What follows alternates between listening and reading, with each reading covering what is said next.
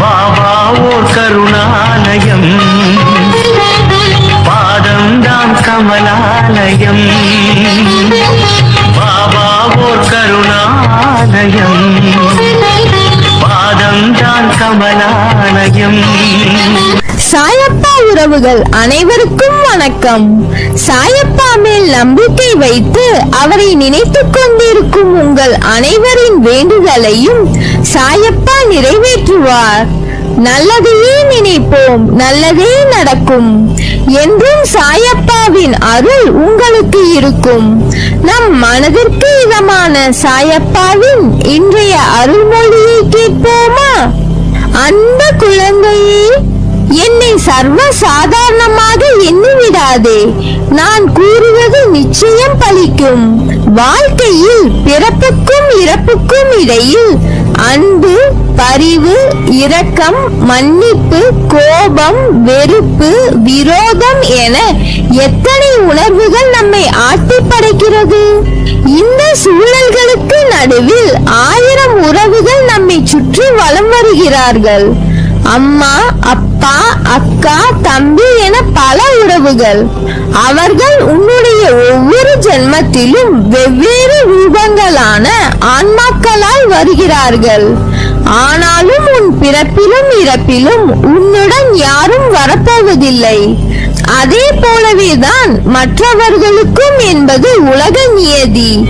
அப்படி இருக்கையில் வாழும் நாட்களில் ஒருவர் மீது ஏன் அன்பு வருகிறது, ஏன் கோபம் வருகிறது என்பதுதானே உன் கேள்வி. நீ ஒரு கற்கள் நிறைந்த வழியில் நடக்கிறாய். அப்படி நீ போகும்போது உன் காலில் அடிபட்டு விடுகிறது. அது உனக்கு வலிக்கிறது. அந்த கல்லை யார் கால்களிலும் படாதவாறு ஓரமாக ஒரு இடத்தில் போட்டுவிட்டு உன் வழியில் நடக்கிறாய். இது வாழ்க்கை பற்றி ஒரு புரிதல். நீ பெற்ற வலியை மற்றவர் அனுபவிக்க கூடாது என்று அந்த கல்லை யார் கால்களிலும் படாதவாறு ஓரமாக ஒரு இடத்தில் போட்டு உன் வழியில் நடக்கிறாய். நீ போகும் பாதையில் முட்கள் இருக்கிறது. அதை பார்த்து விடுகிறாய். உன் காலில் காயம் படவில்லை. இருந்தாலும் அங்கே மற்றவரும் செல்லலாம்.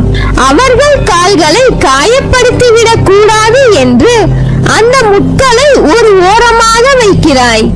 இவற்றின் மூலமாகத்தான் வாழ்க்கையின் உண்மையான அர்த்தங்களை எந்த அளவிற்கு புரிந்து கொண்டுள்ளனர் என்று தெரியும். வலித்ததால் அதை உணர்ந்து மற்றவர்களுக்கும் அது வரக்கூடாது என்று நினைப்பவர்கள் இருக்கிறார்கள். அவர்கள் மனதால் அன்பை நேசிப்பவர்களாக இருப்பார்கள்.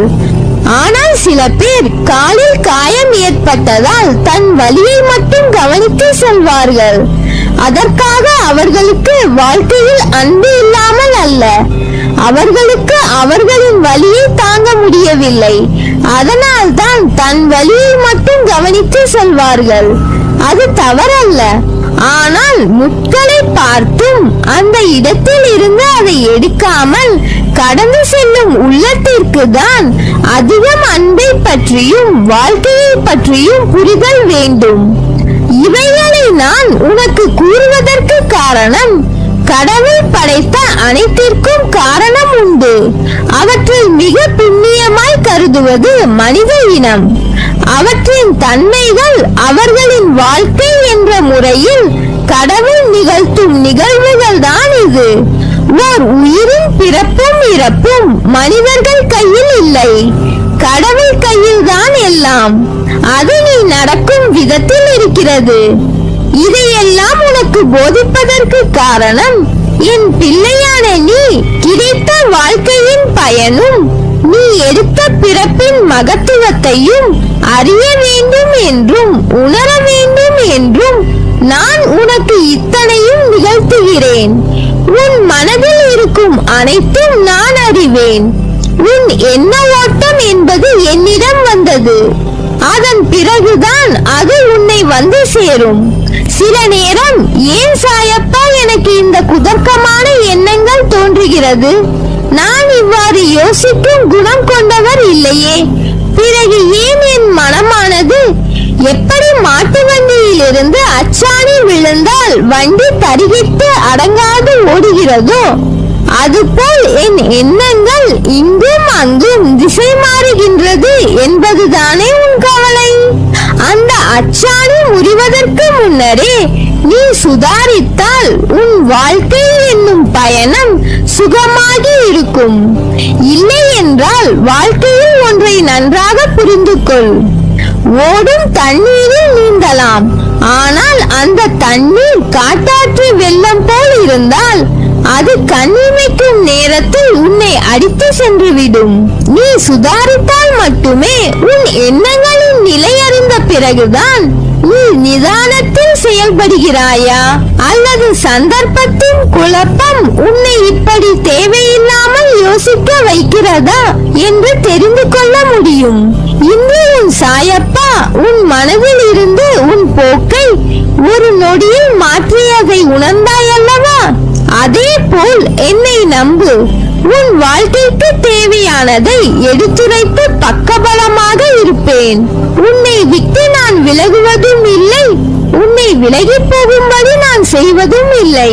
உன் அம்மாவாக அப்பாவாக உன்னை என் நெஞ்சில் வைத்து காப்பேன். உன் வாழ்க்கையில் என்ன நடக்கிறது என்பதை உன்னால் உணர முடியவில்லையா? உன் பிரச்சனை என்ன என்பதை அறிந்து கொள்ள முயற்சி செய். அதற்கான வழியை நான் உன் மனதில் இருந்தபடி உனக்கு அருள்வேன். என்னால் முடியவில்லை, எனக்கு இது வராது, என்னால் எப்படி இவ்வளவு பெரிய விஷயத்தை செய்ய முடியும் என்ற எதிர்மறை எண்ணங்களை உடைத்து எறி. உன் சாயப்பா உன்னை விட்டு எங்கும் செல்ல மாட்டேன். இன்று கோபத்தில் என்ன பேசினாய் என்பதை உன்னால் உணர முடியவில்லை. உன் மனதில் இருந்து நானே உனக்கான பதிலை உன்னிடம் கூறிக்கொண்டுதான் இருப்பேன். அதை உணர்ந்து நட. மாயை என்பது ஒரு பொய்யான தோற்றம். அதில் மாட்டிக்கொள்ளும் நிலையில் இருக்கிறாய். அதில் இருந்து வெளியே வர உனக்கு நான் உதவி செய்கிறேன். அதை உணர்ந்து கொஞ்சம் ஜாக்கிரதையாக நட. உன் சூழ்நிலை உனக்கான வழியை தருகிறது என்று அழுகிறாய், ஆனால் அது வழியை தருவது அல்ல. வாழ்க்கை என்பது எளிது, ஆனால் யதார்த்தத்தை நீ புரிந்து கொண்டால்தான் அது சாத்தியம். அதை புரிய வைக்கவே சில கசப்பான நிகழ்வுகளை உனக்கு நிகழ்த்துகிறேன். நான் எப்போதும் உனக்கு துணையாக இருப்பேன். உன் அம்மாவாக அப்பாவாக. என் பிள்ளையான உனக்கு நல்ல காலம் நெருங்கிவிட்டது. அதனால் தான் பிரச்சனை உனக்கு பெரிதாக தெரிகிறது. ஒரு பிரச்சனை முடியும் தருவாயில் தான் அது தீவிரமடையும். ஒரு நல்ல முடிவுக்காகத்தான் உனக்கு இது நிகழ்ந்து இருக்கிறது. உன் அன்பு உண்மையானது. அதில் ஏன் நீ குழம்புகிறாய்? உன்னை என் இதயத்தில் சுமந்து அரவணைப்பேன். நம்பிக்கையோடு உன் காலடிகளை எடுத்து வை. அதன் பிறகு பார் உனக்கான என் செயல்பாடுகளை. எல்லாம் சரியாகிவிடும். பயப்படாதே. நம்பிக்கையோடு காத்திரு. நல்லதே நடக்கும். நீ என் பரிபூர்ண அருளும் ஆசீர்வாதமும் அன்பும் பெற்ற என் செல்ல பிள்ளை.